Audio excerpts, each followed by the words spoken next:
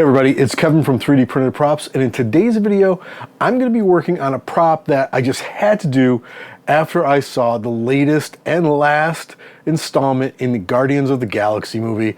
I'm talking about Rocket's key that he made, the thing that brought tears to all of our eyes.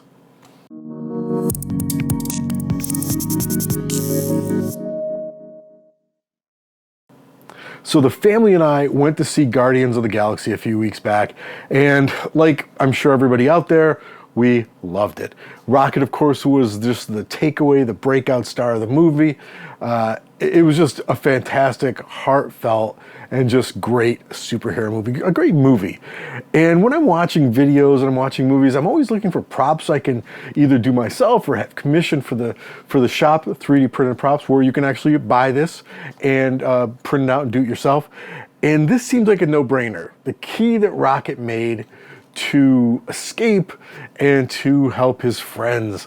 And this was a really fun one to do, and I want to show you how I did it. But I'm going to start out by saying this little guy gave me so many problems because I printed it and then I painted it, but I didn't like the paint, so I tried to sand it off and then I ruined it and then I printed it again, and I somehow screwed that up because I was in a rush. So if I can impart anything when you're working on any project, don't rush. It will only cause, more than likely it will cause mistakes. But in the end, I'm just super happy with how this turned out. Let's go ahead behind the fake wall and I'll show you how I did it. So I got some sheets of clear acrylic and I'm just putting them over the openings where I know I want acrylic, and I'm going to measure that out really just with an X-Acto knife and then cut them up. If you're wondering, this is one of the failed pieces. And what's failed about it is you can't really see it, but the paint wasn't dry or something. I went too quickly and there's just deep fingerprints and smudges everywhere. So I tossed it. For this one, the latest and newest one. And of course we need to do some sanding. Now something like this, it's pretty smooth already. I go ahead with a 220, then a 320, and then a 400, just going over everything to make sure to get rid of any layer lines or just any little blemishes or whatnot. But this was a pretty clean print. And I use a file though to really edge things off when you need to. Now you can see how dusty this is. I need to wash this off. Soap and water. I use a toothbrush. Make sure when you're doing the sanding though, you are wearing a mask. And here it is, nice and squeaky clean. We give it a coat of sandable primer, and we're just going to give it another shot with a 400 grit sanding paper. This will really take out any type of blemishes or layer lines. I use glazing putty to fill up the vent hole in the print, and I'm going to go ahead and I'm wondering, do I want to use chrome or a rub and buff? I'm not sure yet. But first we're going to tape everything off to make sure that things we don't want to be chrome are not. So this is just painter's tape. And I go ahead and cover everything up. And I decide, yes, I'm going to go with the chrome. I like this chrome paint, and I think it turned out really well. I let it dry this time, and I'm happy with the paint job. I peel all that tape off and then get busy on some of the details. So this is a Tamiya gunmetal. And looking at the references of what I could see, I really think this is this sort of gunmetal-y gray. And, you know, I like the color anyway, so I went ahead and used it. And now I'm just going to hit all the areas that looked brass in the references and just sort of giving it some different color here and there.